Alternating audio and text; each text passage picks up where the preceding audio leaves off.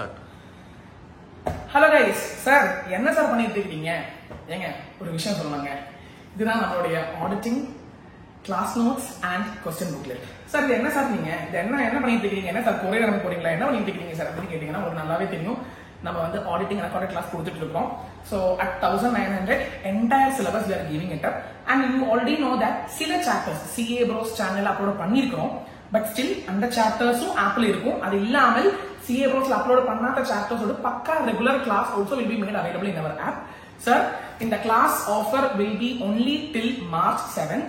So அதுவரை யாரெல்லாம் வாங்க போறீங்களோ வேகம் வாங்கிக்கங்க. And the class is 1900. You will be getting 2 views till May end.